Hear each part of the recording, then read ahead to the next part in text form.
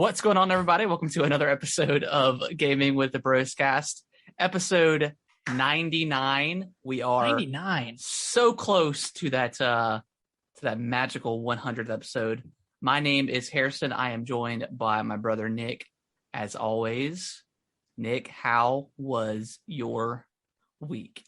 My week was pretty great. We're one away from our final episode. We've been promising this for years now, but we're stopping at 100. So yeah, that's it for the Gaming with the Broscast.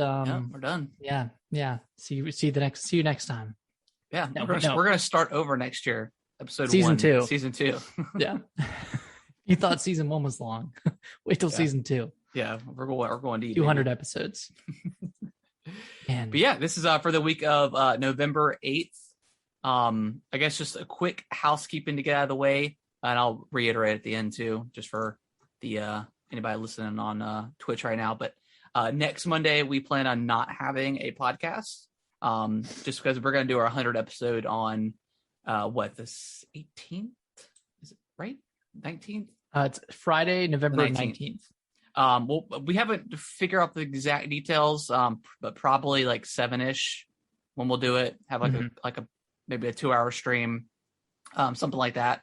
We're going to count down our top 25 games of all time, and then kind of really dive deep on like the top 10. Because I feel like we'll talk forever if we do 25 and go into deep details. And of course, if like something's on my top 10 and it's like your 25th game, I'll be like, whoa, what's going on? And we'll kind of talk about it. But yeah, of course. Yeah, that is the plan. Unless something just crazy bonkers happens, like a Switch Direct or something crazy.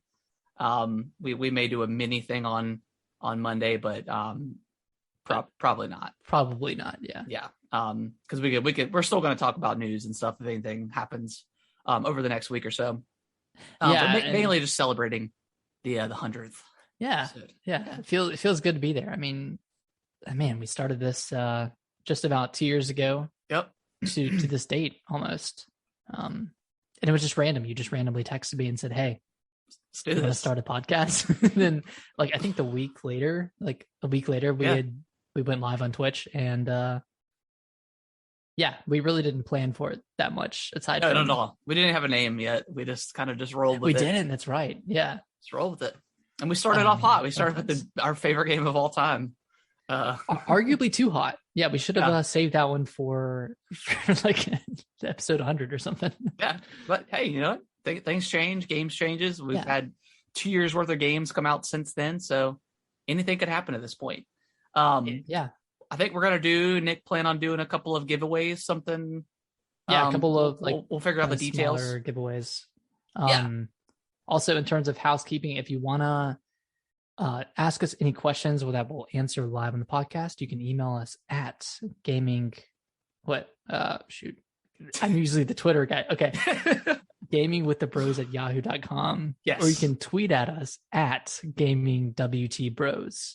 And you can also pop questions in the chat. We'll answer them live. So yeah, we love talking to everybody. So yeah, with that stuff out of the way, Harrison, my week was great. I can't even think of what I did. I went to a tailgate birthday party for a friend on Saturday and watched UNC pull it out against Wake Forest, and then kind of watched NC State win. So that's fun. Cool. Skateboarded a little bit more, and I'm pretty sore from that. I fell the exact same way 3 separate times trying this trick, and it's one of those falls where you're flipping the board, you land on the board when it's sideways. Oh God. And you just like completely fall on your butt and wrists. I'm a big wrist guy when I fall, so every fall I have just completely annihilates my wrists. And why don't you just, when you fall, you just like grab your head and just take the damage? Like easier said than done. Of course, yeah. It's just it's been years of me. Hindsight's 20/20, Nick. Yeah, it's been years of me catching myself with my wrists. I can't stop at this point. Can't stop, won't stop. You got the floppy wrists. Well, if I held my hands up and my wrists were just like. What is it? What is it like? Scary Movie like 2 or 3? No, 3. I think when he like twists his hands all the way and he's just like doing like this. probably 3. I watched the first 20 minutes of Scary Movie 4. Okay, And that one's okay. Yeah, it was the one that started with Charlie Sheen taking the Viagra. And Yeah. That's like the War of the Worlds one spoof. Yeah, I think 3 like 3's probably like the best one, I think, in terms of just being funny, and then 4's okay, and then 5. I've never seen 5 actually. I think I saw 5 at one point, but I don't really remember it. It doesn't even have like the main girl in it anymore. I don't think it doesn't have Cindy. Yeah, Cindy. I don't think. Yeah. They took, and then there was like a whole bunch of other like spinoff like superhero movie and. Oh yeah, the one with Drake Bell. Yeah. And that was a good movie. Yeah, it was funny. It's fun. But yeah, my week was pretty great. I also watched Chernobyl. I don't know if you've ever seen that show. Oh, on HBO Max? Yeah. I heard it was like a really, really good documentary. Yeah, I mean it's like a TV show. It's okay. more so that than a documentary, but okay. Yeah, it's kind of brutal. Like I knew like a limited amount about Chernobyl, and then you just like it's like almost watching like a domino effect with lies. And like I guess the Russians back then, or at least the Russian government, just constantly lied to its people into the world, and you kind of see that unfold in the show, and how it like affects millions of people. But Russia says that the death count of Chernobyl is only 36 when it's 36 people. Yeah, because they only counted those who actually died like in the explosion, pretty much. But then you have you have like the residual like radiation that probably killed people, and maybe even if it was like 10 years later, like that still like kind of counts, because just probably causes like a shit ton of cancer and stuff like that. Yeah I'd recommend it. It's a crazy show. It's only 5 episodes, hour each, so it's not too big of a tea. Yeah, but how's your week? It was good. I did watch Brittany and I watched the new new episode of Dexter last night, The New Blood. Oh, nice. So I'm excited for because I didn't really watch like the last season, which I heard it wasn't really that great, because I kind of fell off Dexter towards like the very end of it. But it starts off pretty strong. Spoiler alert, he kills people. Back at it again, man. But that's cool to have that back.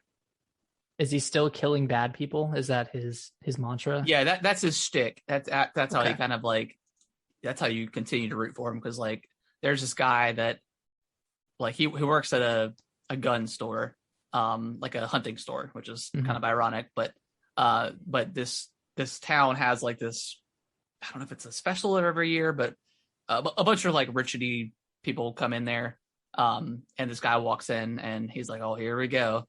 And he like wants like the biggest gun ever, and he's like drunk. It just and you find out that he's just like the biggest piece of crap ever. And Dexter's like, man, I really want to kill you, but I haven't killed in like 10 years or something. So it's man. Yeah. Dexter works at the gun shop. Yeah. Okay. He moved. I don't want to spoil the end of like the show, but like he ends up escaping and moves to, I think it's New York, or maybe it's Alaska. I can't quite remember. Either way, it's snowy and stuff. Montana? I don't know. I think it might be Alaska, but okay. It's somewhere up north. But it's still in like the United States. But he ends up like changing his name and moves up there. But it starts off pretty strong. I'm excited for it to be back. But other than that, just kind of a normal work week. Nothing crazy happened. Still working from home, all that good stuff. So nice. I did we were talking about it earlier, but I put up my Christmas decorations. I'm kind of adding it to it daily. So I've got a ton of lights I got up on the roof on Saturday, and put some lights up. As I get older, getting up on the roof is a little bit more scarier and scarier every time.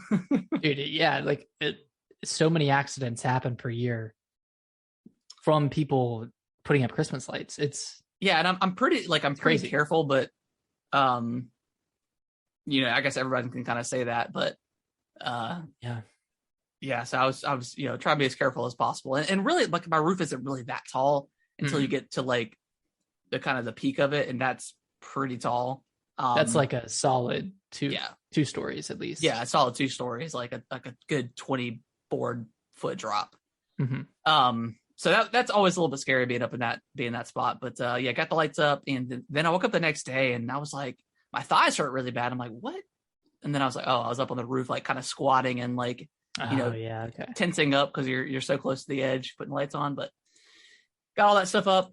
Good to have that up. Excited for the mountains here in a couple of weeks. Apparently it's like 7 or 8 degrees lower temperature than normal around where I live and kind of the North Carolina area in general. So hopefully we'll get some good snow this year. It's always fun to get snow, especially when you have kids. But yeah, and when you're an adult too. Exactly. Yeah, I love snow. I feel like you can't really root against snow anymore because a lot of people work from home. Yeah, exactly. So, and then like my job is one of those jobs where if there was snow, they'd tell you to stay home because they have people that were remote. They called it like what did they call it back then? The emergency team or something like that. They had like some acronym for it, but they would just they'd already had their laptops and would just go home and work or whatever, and then everybody else just got a free day. But then it was cool because those people that worked on a snow day got like a free vacation day to use at a different time. So like it's fair. Nice. Yeah, it's fair. But yeah, I mean, missing work for a snow day is always fun, especially like school and stuff. So missing school for a snow day. I still remember that one time, Nick. I don't know if you remember, but it was like I think I was a junior or senior in high school, and they canceled school the next day, and it was 70 and sunny. Like, what are y'all doing? Like I remember our county was like the worst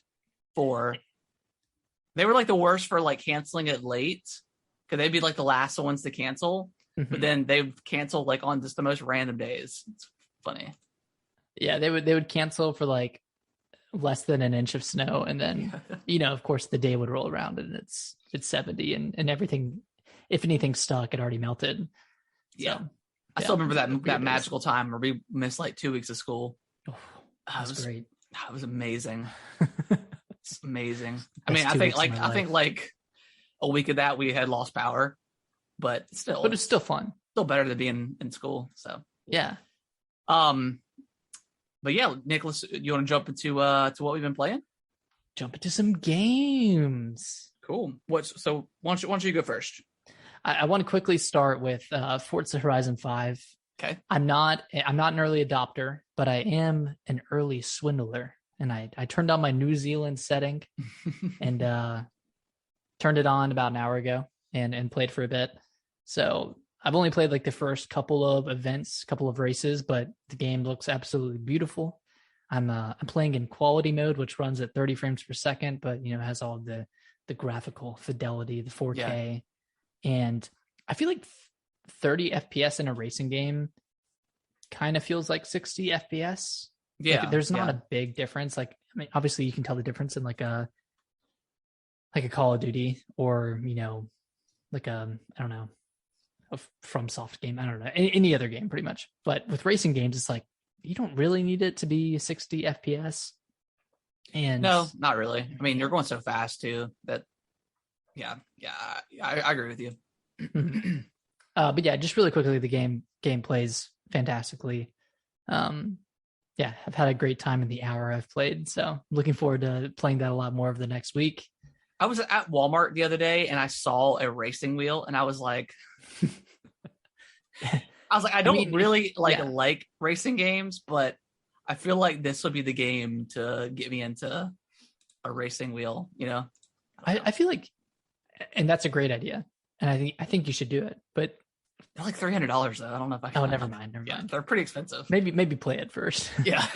But like Horizon, like that franchise, that's like a racing game for people who don't like racing games.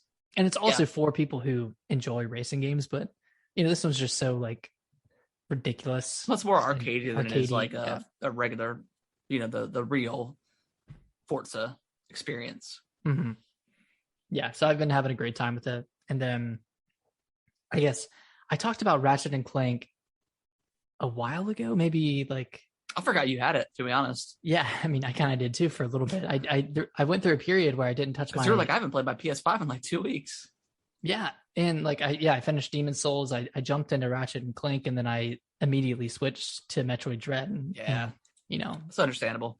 I know. Yeah, so I went back and I ended up finishing Ratchet and Clank this weekend, and I actually switched from performance mode to quality mode for the rest of the game. And man, that game's a looker. It looks really good. Like they have like the ray tracing and all the 4K graphics. I'm not a graphics guy, but it looks really pretty. It looks really good. What's this Ray guy doing? Why does he keep tracing everything? Yeah, really. There's this Ray guy that keeps showing up, and it's kind of getting in the way of the gameplay. But no, like, okay, so Ratchet and Clank, it's a great game. It's very, very cinematic, but half the time I feel like the game is playing itself.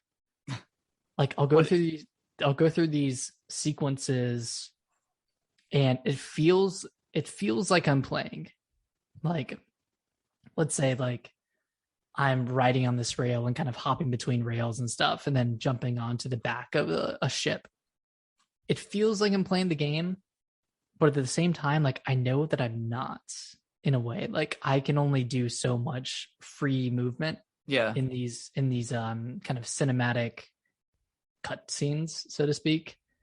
So like there's like a lot of that in Ratchet and Clank outside of just like battling like waves of enemies, and like that stuff. It's really cool and it's really cinematic, but I feel like Sony does this a lot with their games, and this is Insomniac, but like I feel like God of War had a lot of stuff like that where you were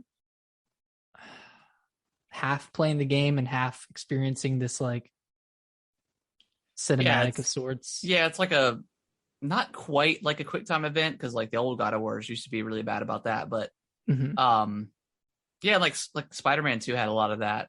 Like you'd be playing and then so I'm kind of like of two minds with that. I think it's cool to like have you engage, but then like sometimes it's like, okay, is this gonna, because like, I mean, what do you do when you're playing in the cutscene? You put your controller down, you grab a drink, whatever, you grab your phone for a sec, then all of a sudden you get these button prompts, you're like, oh god, and then you fail or something like that. So yeah, it can be kind of tricky to navigate.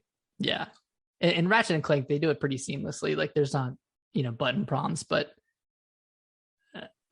for some reason when to move the control stick. Yeah, like when to play and when not to play. And that's like so really much going on that it's hard. Is it hard to like tell when you're like, is it hard to? Do you think you feel that way because there's so much going on the screen, or is it just strictly like you're very limited to what you can do when those moments are happening? I think it's more the latter, where like I know that I'm limited in what I'm doing, and like there's a lot of portions of the game where you're flying a dragon, and near the end of the game you'll have like these, they're almost like Star Fox moments, where you're very, very limited in where you can move around the screen, but you're going straight, you're going in one direction, and it's on rails, so to speak. And while like most of Ratchet and Clank is really open and really, really great, I feel like the on rails portions, like they kind of felt a little bit flat towards the end, just because there was so much of them. I was like, okay, like I want to be able to fail this. Like I want to be able to mess this up and have to restart. And like I feel like it's too easy in those moments. I don't want to say it's too easy, but like, yeah, I mean, I don't know how else they would do it aside from just giving you more like locomotion or giving you more movement options, but maybe that would make it too difficult. Yeah, maybe. Yeah. I feel like I'm kind of ragging on the game, but I really, really did enjoy it. And I kind of want to go back and 100%, and I'm pretty close actually, but yeah, it really is a fantastic game. I'm just, cool. Yeah. trying to talk about every portion of it. Yeah, no, it's always good to have criticism. I mean, I've never played a Ratchet game, but I mean, it just all the previews and stuff. It looks beautiful. Mm-hmm. So, this is my first one. You got this on sale, right? Like for like $30, something like that. Yeah, I think I got it for 40. 40. What's the normal price of it? 70? Mm-hmm. Wow. And granted, the game was 15 hours, maybe a little bit less. So, I mean, hey, I paid $60 for Metroid Dread. That one was only 8 hours. So yeah, but you played it. I mean, you 4 times. Probably played 30 hours worth of it, right? At least. Yeah, probably more. It probably doesn't count when you die and stuff initially. Mm-hmm. Yeah, I mean, so it's all subjective, obviously, but yeah, I've never been a fan of like, every hour, $60 game, you need to pay an hour, mm-hmm. whatever per dollar, whatever that is. I've never liked that correlation to how many hours you get out of it versus the price of it, because I mean, there's just so many games. Like, I mean, look at Hollow Knight. I mean, that game's a 30+ hour game, and that's what, $20, $30, 15 actually. So yeah. I mean, gosh, I think people get really greedy when it comes to that kind of stuff, because like when you compare it to going to the movies, I mean, you're paying what, $20, $15-$20 for maybe 2 hours, two and a half. I mean, you're paying for the experience. I mean, it's like anything. I mean, you go to a bar, you could easily get a 12-pack and some liquor and stay home and just chill, mm-hmm. and it's probably save 60, 70, $80. But you go to the bar because, I mean, some people go every night, but I can't do that anymore. That's just, I can't do it.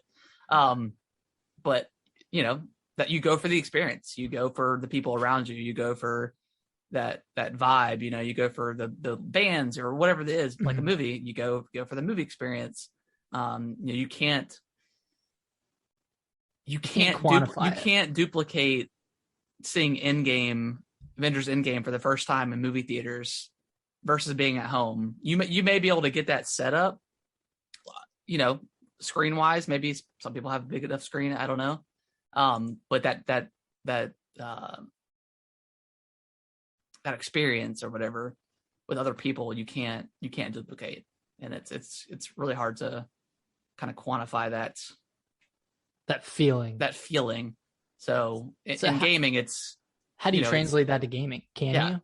Or no, it's all based on, experiences, and, some people might find a single player game for $60 a waste of time, but they'll play Call of Duty and not even touch single player.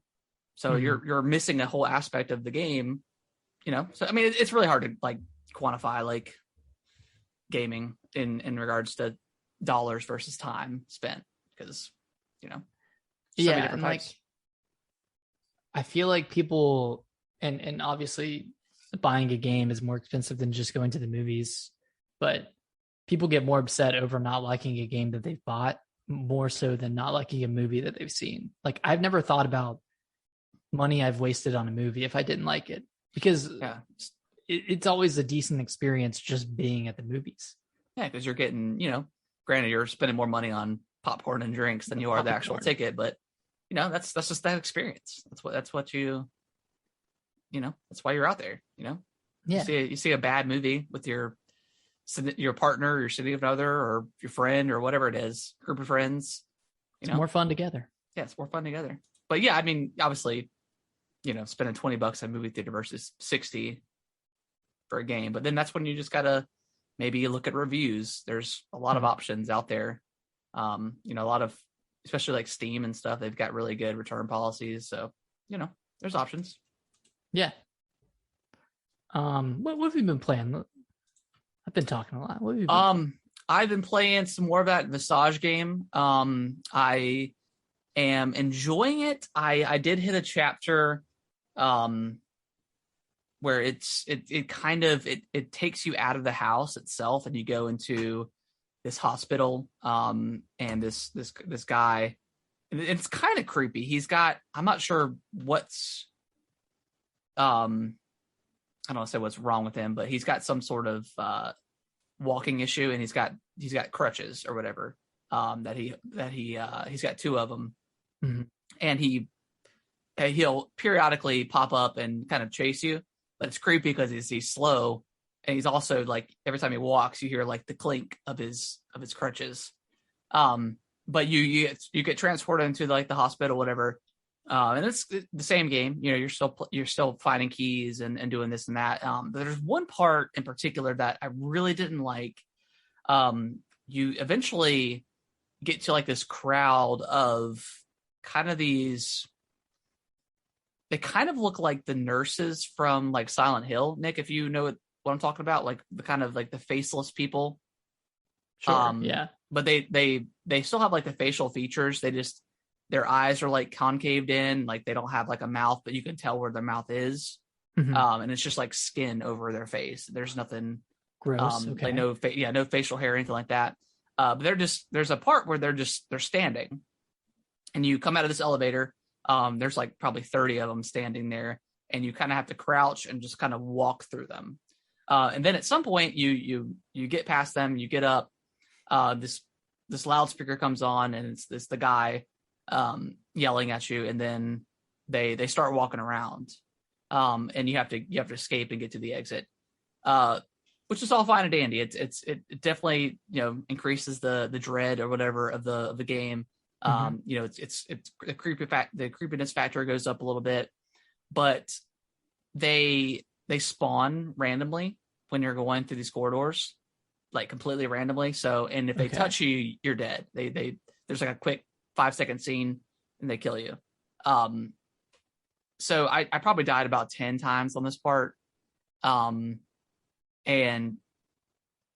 there's no clear path to I mean, there is a clear path, like hallway wise, but as far as like them spawning, it's kind of completely random, and it was a lot of BS. And it was, I almost got to the point where I was going to be done with it, and I finally ended up getting through it. And I looked up a guide too, and they said that it's random. It's so there's really nothing to there's nothing I did wrong necessarily. It's just kind of random and kind of unfair for most of it, especially because they're if they touch you or get very, very close to you, they just instantly kill you. Because there's no combat in this game that I've seen, so there's nothing you can do about it.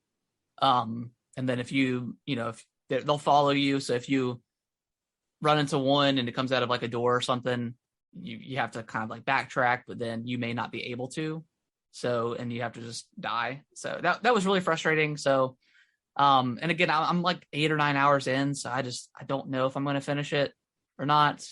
But it's still a really creepy game. But I just feel like that particular chapter, just leaving the house, because I think the house is so effective and how creepy it is, that leaving that to go into another place just kind of, I don't know, it didn't really do it for me. Yeah. I feel like, I mean, that's kind of the fatal flaw of a lot of these games that have like such a strong opening. Yeah. Like I feel like they put a lot of their work into this first setting, and then it kind of goes downhill from there. Like Resident Evil 2, you know, the police station is obviously the best portion of that game. Yeah, for sure. I mean, even Resident Evil Village, like Lady Dimitrescu's castle, and I'm just only thinking of Resident Evil games right now. But yeah, that does kind of suck. And the chapter that I played, it kind of did that, but I feel like it did it to a lesser extent. Yeah. And it didn't take you out of the house for that long. And I don't know if you've played the chapter with a tree house. No, I haven't. Okay. That might be the one you have left then. Yeah. Did you finish that chapter? I did not. I'm pretty close to him. I've been using kind of a guide just because like I've been just trying to get through it. And the previous chapter was so long. It took forever to get through it, but it was creepy the entire time. So it was really effective. But yeah, like I definitely agree. Like Resident Evil, they always start so strong, and anytime they go to like the facilities, you know, the umbrella facilities, it kind of drops. The creepiness factor drops a lot. Yeah, which I mean, like 7, I think, ended kind of poorly in that regard. Wasn't necessarily a facility, but and then 8 didn't have anything at all. I thought 8 was pretty consistent all the way through. Well, 8 ended with Heisenberg. Well, yeah, there was Heisenberg, which I liked that for the most part. I thought it was better than Morrow's Reservoir. Yeah, Morrow's was probably the weakest. It was just so short. Yeah, it really didn't have much. Yeah, and that's where I really can't complain. I mean, you spend most of the time just kind of going through that little water area, but man, Resident Evil 8, so good. Yeah, I missed that game. Yeah, I feel like it came and went but I feel like that's just because I played it for so long, or just just. I mean, I think you beat it in like a day, right? Like almost. I beat it. I beat it the day before it came out because I did the New Zealand thing, or I beat it like Friday morning, and then I beat it again that night. Okay, maybe 2 more times that night. Oh my gosh. Yeah, I was doing my knife only run the night it came out. Okay. I was like, yeah. With those like those games are like, again, we love, like you and I especially just love those kind of games where you could just kind of blast through them. That have like a high replayability, like Metroid. Yeah. But yeah, I think I may pick it up again, but we're coming up in some games. We got like Pokemon next week, right? Yeah, that comes out next Friday. Yeah, next 19th. Friday. Nice. So we got that coming out. Forza tomorrow. So we're kind of getting to it.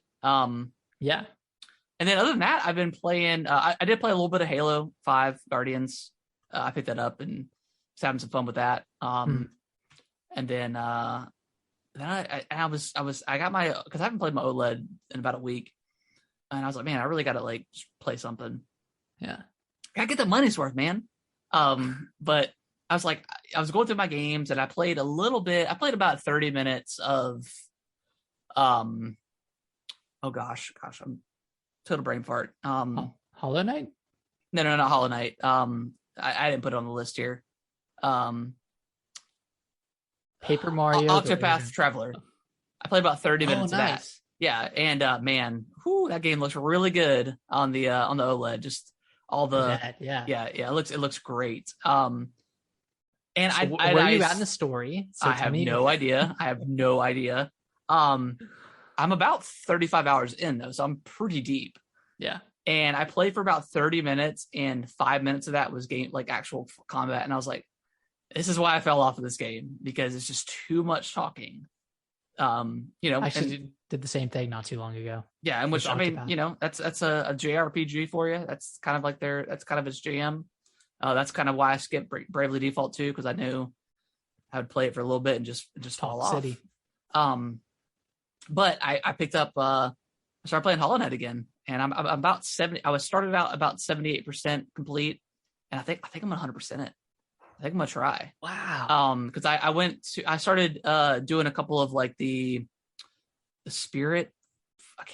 The spirit boss fights. I did 2 of those, and then I did the second level or second combat arena for like the champions. Oh, okay. Yeah. Whatever that's called, I can't quite remember. And man, that's so much fun. Doing that second one, because like it really changes up like the enemy variety and stuff. Like I really do hate like the flying enemies in this game. They're such a pain, but also like it just Hollow Knight it's definitely going to be in my top 10, I think, of all time. I love this game, and I forgot how much I loved it going through it. And I think it's going to be very close to number 1, because man. Yeah, I forgot how much I loved it, and just going through it, and just I immediately picked it up, and just it feels really good playing it. I love that game. But nice. Yeah, that's been pretty much it. Between that and Ori, what would you choose? I don't know, man. I really do love Ori, and I feel like I should go back and play it. Just for the sake of the top 25, but and I'm only doing this because I haven't beaten Metroid. or Metroid. I haven't completely finished Hollow Knight. Like I beat the final boss or whatever, but Okay. I haven't, done everything there is. And that's, of course, that game had a bunch of like kind of DLC and expansions as well. Mm-hmm. But yeah, it's so good. But Ori, yeah, they're pretty close. Like Ori was super special. Yeah, Will of the Wisps was even with the performance issues at launch, it was still like one of my favorite games that year. Yeah, definitely. I can't remember how I ranked it on last year's top 10, but yeah, it was pretty close. Yeah, it might have been it might have been both of our number 3s, because I remember we yeah, because I put Assassin's Creed over Last of Us. Yeah, you did.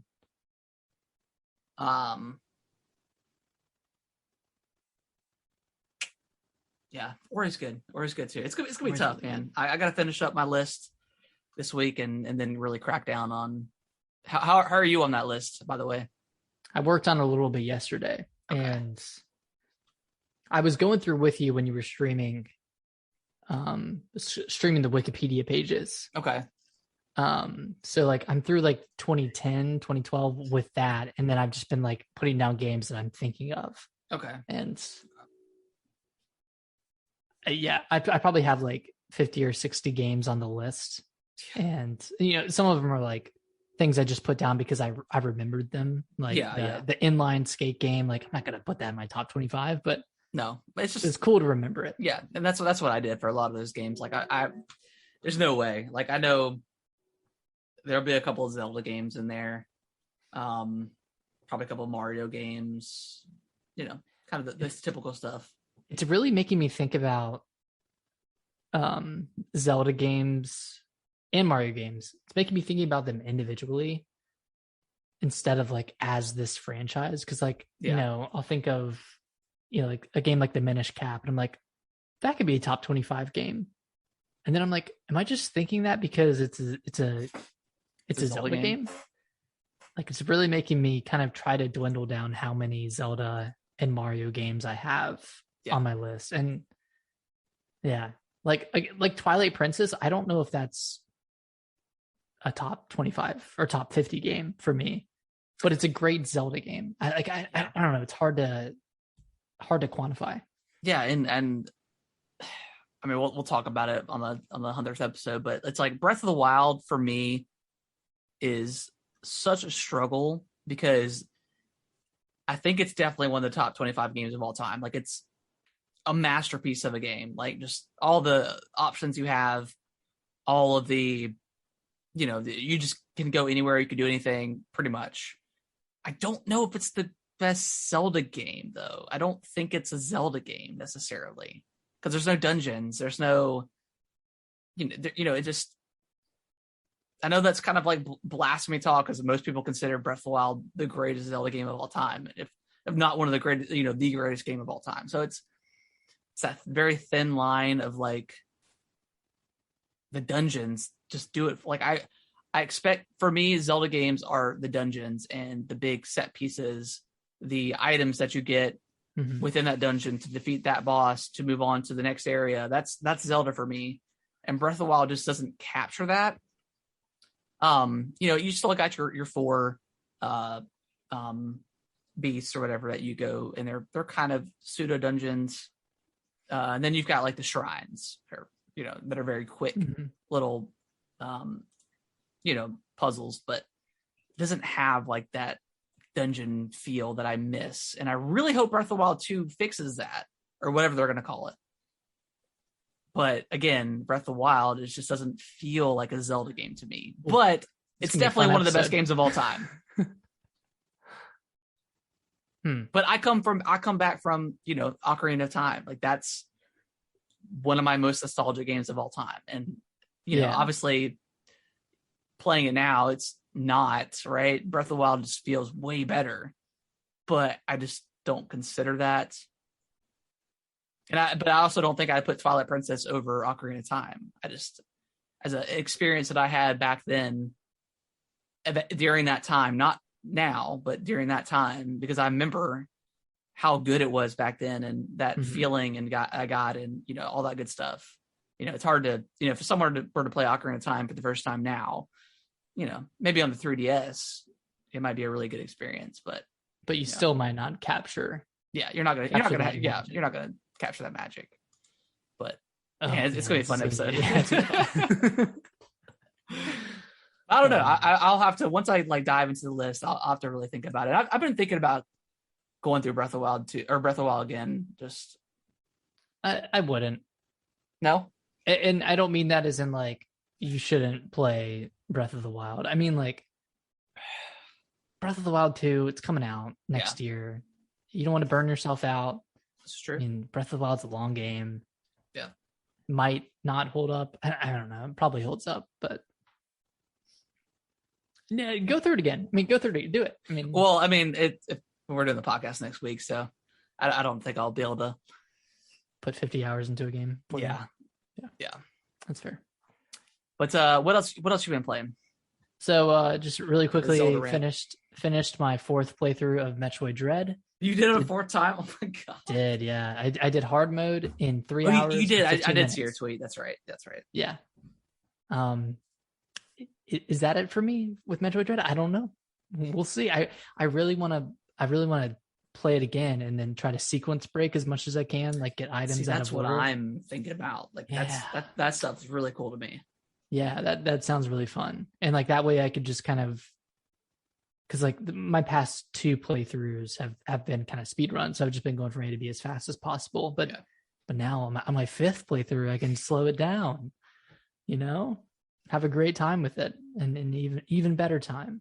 So, yeah, we'll see if I decide to jump back into that. That's my go-to Switch game right now. It's it's fun, man. It's just it is a fun video game. It is fun.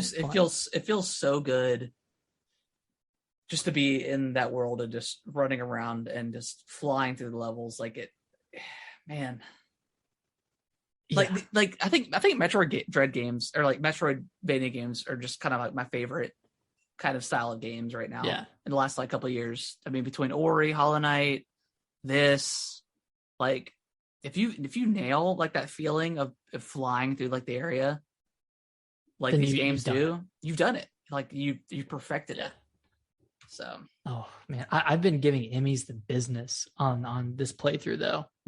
I've got the timing. Well, it's not. It's kind of random, but I got it a couple times in a row. There's nothing better than blasting him with the machine gun or whatever you want to call it, and then after they stun for a second, there's nothing better than timing that with the mega blaster and just getting them right when they're right next to you. Nothing feels better than that. It feels so good. Man. That game is filled with these mini. I really hope they do some DLC for it. It'd be such a shame if they didn't. Yeah, just make another game. Just do something. Just I want Nintendo to say that there is going to be another 2D Metroid. Yeah. I know it's selling well. I know it's done well. Or give us a new game plus that where you get all your stuff and you can just go through it. That'd be cool. Just something a little bit different. Kind of like we talked about last week with Resident Evil DLC, the free stuff, another mode or something like that. Another gun we can use, a rocket launcher, something that because those games are so fun to go through and you can go through them so quick that any little minor variation that you can add to the game changes it and it makes it a lot more fun, So and something like that. Having a randomizer. I think I said that last week. Yeah, you did. Yeah. Yeah. That would be awesome as well. I mean, yeah, so many things they could do to an already fantastic game. I mean, damn near perfect. Some would say game of the year. Some would say game of the year. I might say that at the end of the year, depending on how the rest of this year is. But we do have Halo coming out. We got Halo. Yeah. We got Pokemon's not going to be my game of the year. But yeah, I'm not going to put anything. I think when we do game of the year, we can definitely do honorable mentions. Because Mass Effect, one of the best gaming experiences you'll ever have. But because it's an old game, it's a remake. So what's our rule on that this year? Are we just doing new games? No remakes or remasters? Or are we doing So remakes. we can do whatever we want to do. I mean, if we agree on it, because like Mario, Bowser's Fury, I really like that, as its own separate game, but that's also included in with 3D World. So one could say that you can't say that this isn't fair versus again, we make our own rules, but if we're not saying this counts but this counts, I don't know. We'll play it by ear. We'll play it by ear. It's technically a new game. I don't mean, who knows? $60. Yeah, $60. Not that is indicative of a new game, but yeah. Are you picking up Pokemon next week? I don't know. I'm definitely gonna wait for reviews. Just because we've said this before, but we've been burned by Sword and Shields. Yeah, but we already know this game is good though. Is the thing, right? Yeah, but like, is it good enough to play through it all again? I mean, you could say that about any game, but I'm really thinking about going through with Kellen and then having it be like his first Pokemon game. Nice, maybe. But all week I've been like, I don't know. This Super Mario All Superstars looks really fun. Heard it's the best Mario Party. The best Mario Party ever. Yeah, that one's like, if it was $40, I would pick it up in a heartbeat. But maybe, 60, yeah, I don't know. Maybe you could get it on like Facebook Marketplace or something for $40. Yeah, maybe. Take a look. Be a possibility. Last game. I've been playing a lot of games. Oh yeah. Been playing more of Riders Republic, and it's still very fun. Been doing a lot of races. I need to download that events. and just try it out. Yeah, man. It's after playing Forza, it's like they're kind of similar. They're both like these massive racing games. And does Forza have like the bro vibe though? Not as much, okay, as Riders Republic does. It's more, it's cooler. Forza is definitely a cooler feeling game than Riders Republic, which is good. Yeah. But yeah, I mean, not much more to say on this game, but as an action sports fan, I would wholeheartedly recommend it, or at least watching some reviews or gameplay videos, whatnot. But yeah, great game. Shall we jump into some news? Let's do it. All right, Harrison. You like Dark Souls. Yeah, one would say I love Dark Souls. You like Bloodborne. One would say I like Bloodborne. And maybe you gonna love it. Maybe it's my favorite Souls board game of all time. Wow. And you like Sekiro enough to play through half of it. Yeah. So, do I have a game for you that combines all three of those? What is this game? This game is Elden Ring. Not the long rumored game that, yeah. Elden Ring. We finally got some gameplay. Oh my god, this game looks freaking. It looks outrageous fun. It looks like Dark Souls. Like it looks like a super modern Souls game. No fall damage. No fall damage. Great job. Yeah. Great job from software. Open world. Like God, it looks incredible. I don't even know what to say about it other than it looks like gameplay of Dark Souls and Sekiro kind of combined. Yeah. I mean, the magic in this game looks absolutely absurd. Oh my god, yeah. I might be a noob and start out as magic. I know that's kind of like it's against the meta, bro. Yeah, it's easy playthrough, but yeah, the magic looks like, just the effects look so awesome. They look beautiful.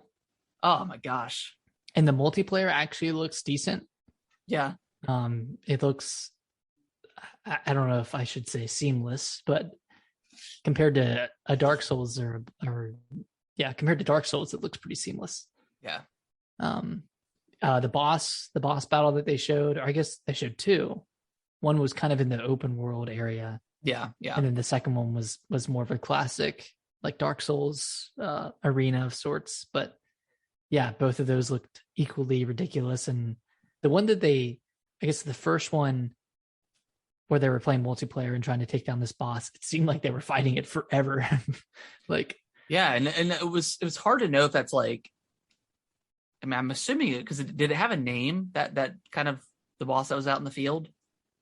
I'm not sure if it did. It might have been just like an area boss or something, like a sub boss. I wonder, like, if they're gonna have like almost kind of like Destiny style, like boss raid kind of things, where they'll just kind of randomly appear, and you can like choose to take it on with like 3 or I think it's four people total, right? Something like that. I think so. Yeah, man, I didn't need to see anything for this game, but my life is gonna be gone in February.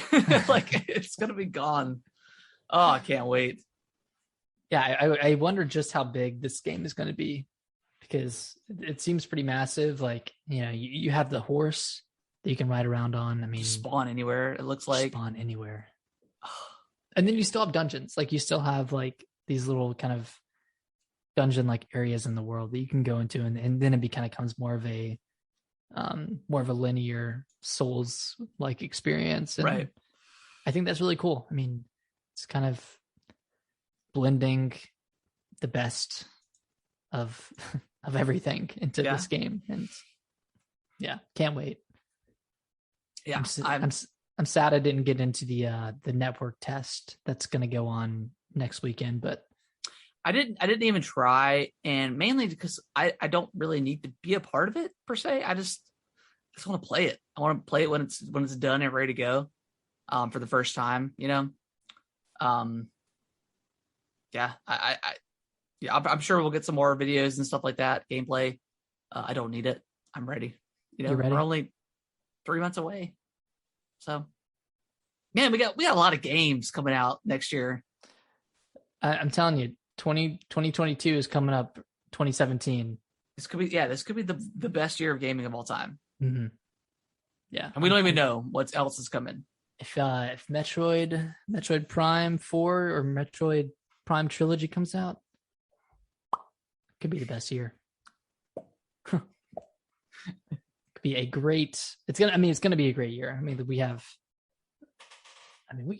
so much stuff. Yeah, there's a lot. Yeah, there's a lot of stuff.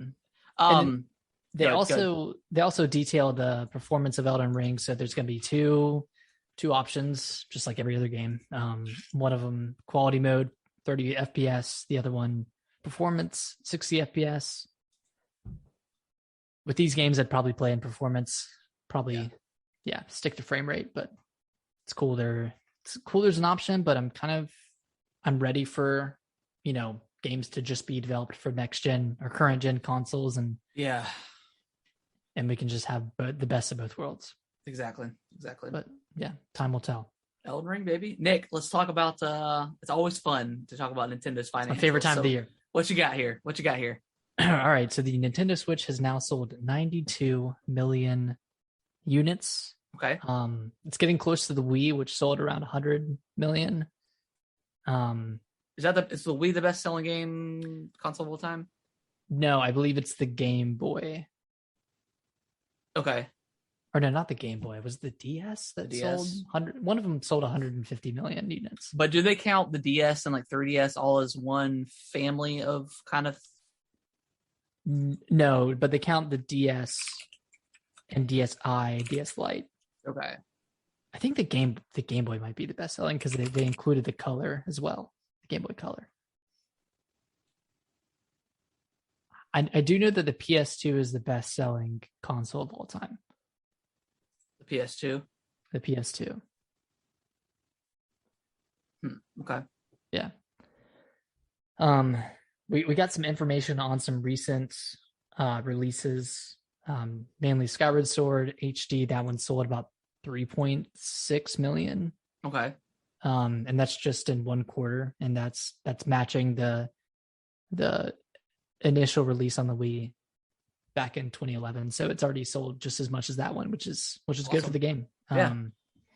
I definitely think, again, I was a naysayer of Skyward Sword, and I played it and I really loved it. Like, it's got its problems for sure. But I think the dungeons, some of those dungeons are really good. that they've gotten there. The gameplay is weird if you're not doing motion control, but I think they do it well enough to get through. But yeah, just some of those dungeons are really top tier and some of the best I think in the series. So yeah, they had some really, really great dungeons. Yeah. I do want to clarify the DS. It was the best selling, 154 million. Okay. So pretty good. And then let's get back onto software. So Mario Golf Super Rush has sold about 2 million copies, which I mean, pretty good. I think it's the best-selling Mario Golf game. Oh, I'm sure. Yeah. Mario Kart 8 is now the best-selling Mario Kart game at 38.7 million units sold. Well, what's the second? Like the DS Mario Kart? The Wii version. The Wii, okay. Yeah. Animal Crossing is up crazy amounts to 35 million. And so this one's kind of interesting. Ring Fit Adventure, 12 million copies sold. I mean, that's crazy. That's I think it's just strictly COVID. If COVID didn't happen, I don't know if that game would have sold as well. No, I don't think it would have at all. Like that game was sold out in Japan for so long that. And again, that's I mean, we talked about it a lot, but that is the best workout game ever. Like it genuinely makes you work out. So yeah, it really does. I mean, yeah, it's. I mean, it's not like going to the gym, but it's better than anything Nintendo's ever tried before. It gets your heart rate up, and I think that's what's most important. Yeah. I'm trying to see what else we got here. If there's anything else of note, I know the Nintendo Switch online service has about 30 million users now. So good for them. Oh, new Pokemon Snap sold 2 million copies, 2.2 million. Okay, that's pretty good. Yeah. I think that's better than the original Pokemon Snap. Oh, I'm sure it is. And that's pretty much it. They did say a new console is coming within the next 100 years, so that's good. They just put 20XX. So very nice. Yeah, just stay on your toes. Stay on your toes. Be on the lookout. I think people are crazy to still expect a Switch Pro to come out next year. I think you're bonkers. I think 2023 is probably when we're going to see anything new. 2023, you said? Yeah, 2023. Yeah. Because I'm not I'd agree with that. 100% sure that Zelda is going to make it next year either, but we'll see. Yeah, I'm thinking if it does, it'll be holiday. Like it's not going to come in the spring. Like they've already got so many games lined up for next year. Yeah. I mean, yeah. That's pretty much it for their financials. I will note that WarioWare Get It Together did not get a shout out, which means it did not sell over 1 million copies. I don't think any WarioWare game ever has, so it's not too surprising. But yeah, but they probably, I mean, they can't cost that much to make. No, so they probably make their money back for the most part. Yeah, I would think so. They're just too expensive. $50. Like maybe put that thing out at like 20 or 30. Probably would have sold it a lot more, but yeah, they even had a demo, and I don't think that it probably didn't move the needle too much. I don't think so. But we'll see. We will see we'll see definitive Metroid Dread numbers next quarter, since that came out in October, and I have a feeling it'll be over 1 million seller, but we will see. Yeah, I'm thinking like 3, maybe at least 3. Thinking 3. Nice. I think a 3. I think this game sold really well. Hopefully, it didn't fall off too quickly, because they put out that demo. I'm sure that helped, especially after the great reviews. Yeah, Christmas coming up here, holidays coming up, so that could be a little bit of a push. Mm-hmm. Yeah, we'll see. I think it did really well for them. Yeah, I think so. All right, what else we got on here? What else we got on the news? Kind of just in. There have been a couple of reviews, a couple of games that were reviewed this week. Forza Horizon 5, that one is sitting at about a 91 on Metacritic. Awesome. It is a Metacritic must play. Nice. And then SMT 5, Shin Megami Tensei 5. That's the JRPG that spawned Persona. This one sitting at like an 87. So that's pretty good. Really good. I mean, I'm on the fence about picking up this game, but I know that I know I'm not a JRPG fan. And I'm not going to stick with this game for 50 hours, but yeah, it sounds really, really fun. It sounds really challenging, and it doesn't focus too heavily on the dating sim aspects that a lot of these JRPGs focus on. That I don't know, man. I saw a lot of reviews that compare it to Persona, and whatever, compare it to Persona because they're in the same franchise, but they're two different things. It's two different types of game. And I don't know if you know anything about SMT or Persona, but not really. No, I've never played either one. Persona focuses more on the social aspects of things, kind of like the dating sim and the day to day, going to school, doing your homework and taking tests and stuff. That's yeah. I've never played a Persona, but I'm assuming that's half the game is having those social interactions, and then yeah, SMT is more combat heavy. It's your classic turn-based RPG, and you're collecting these demons you collect Pokemon. And so would you, because you said JRPG, because I played a lot of JRPGs, but none of them have had a dating aspect to it like this. Is this a sim JR? What would this really be classified as? Persona? Yeah. Or is it just a JRPG with heavy? It's almost like a sim, right? Kind of. Let's see what Wikipedia defines it as. That's just a role-playing game. Role-playing game. Okay. Yeah.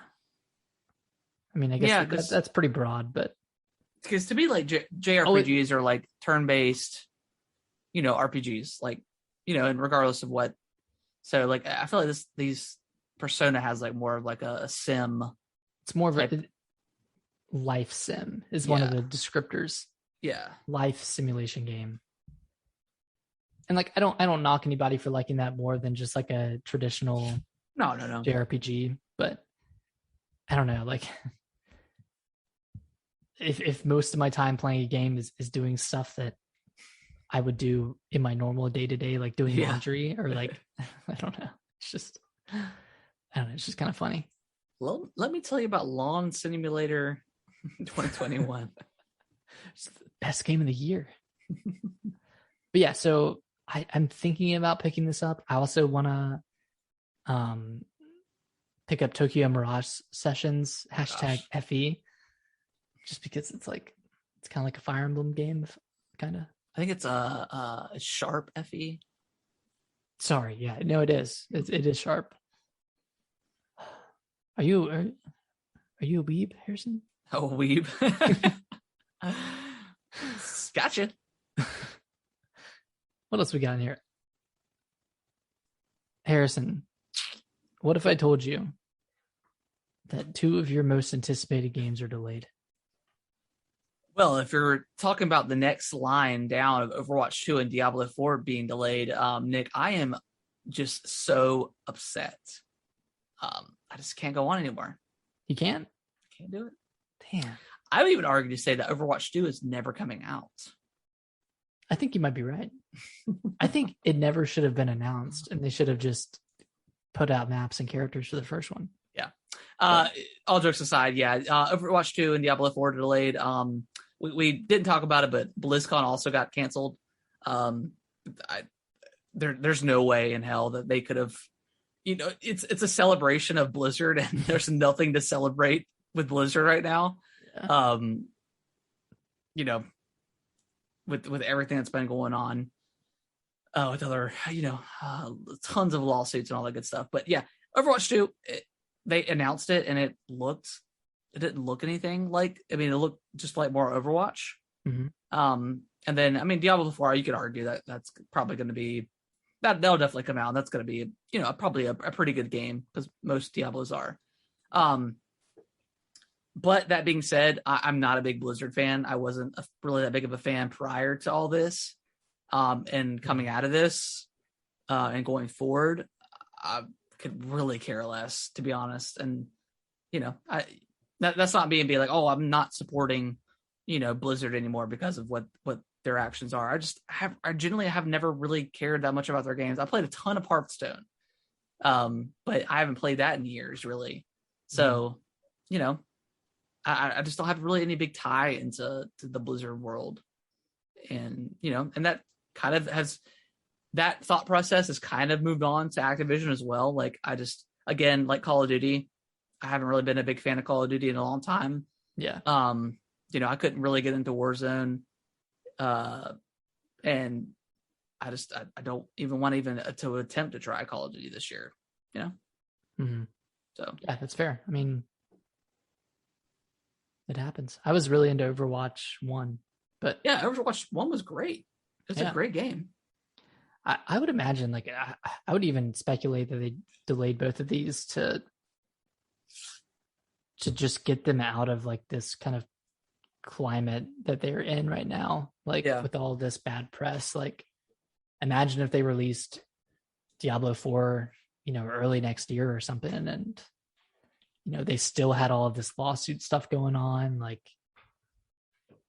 and I would want it to fail if that was the case, where they were still trying to push like these big titles and act like nothing's happening inside of their own company. And like, it's probably a good thing they delayed these games.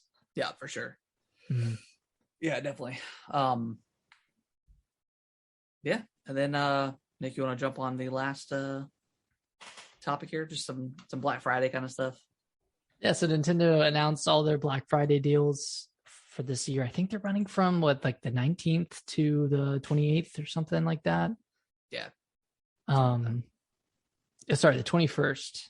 21st, the 27th. Okay. Yeah, so like six days.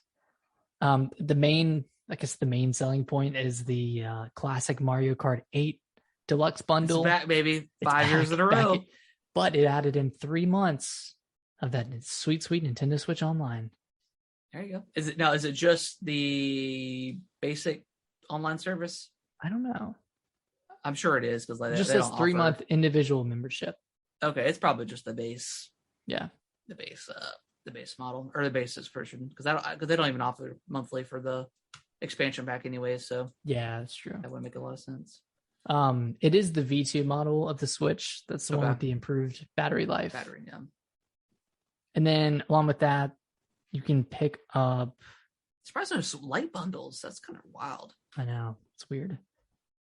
You can pick up Ring Fit for $55. Mario Kart Live is $60. That's usually $100. And then a bunch of games got $20 discounts. They're $40 now. That's what do we got? Paper Mario, Xenoblade Chronicles Definitive Edition, Astral Chain, and then your normal lineup of games, your Splatoon 2s and Breath of the Wilds and Fire Emblem 3 Houses. So great time to pick up any Christmas gifts or any games for yourself if you want to get any of those. I would definitely recommend Xenoblade. That's a great game for $40. Astral Chain. Did you ever play Astral Chain? I did not play Astral Chain. You liked it a lot, didn't you? I did, yeah. I loved it. Yeah, a lot of good games on here. I kind of want to play Kirby Star Allies. Get ready for that. The 3D adventure, the open world Kirby, whatever. Yeah, I wonder if that's going to be good. I don't know. I don't have high hopes for it, to be honest. It looked cool from what I saw, but again, it's Kirby. Yes. Yeah. That's really it in the Black Friday deals from Nintendo's side. I'm sure there's going to be a ton more from Xbox and Sony and the deals will probably be a little bit better from them. I know Nintendo is pretty stingy with their discounts. So for sure. I mean, considering Breath of the Wild came out, 4.5 years ago? Yeah. Crazy. It is what it is. Mm-hmm.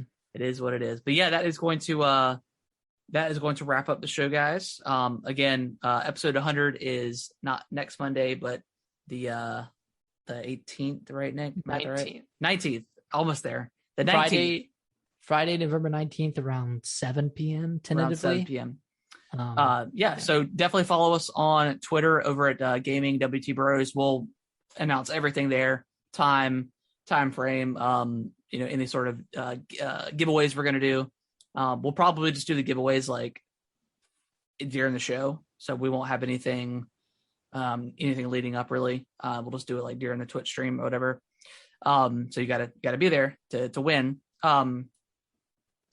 And then it's Friday. Grab your favorite pack of drinks or whatever, and we're gonna vibe out a little bit. It's gonna be a good time. Talk about our top 25 games of all time. It's gonna be real fun. It's a real fun time. Yeah. And then of course you can email us over at gamingwiththebros@yahoo.com. Send us some questions for the show for the 100th episode.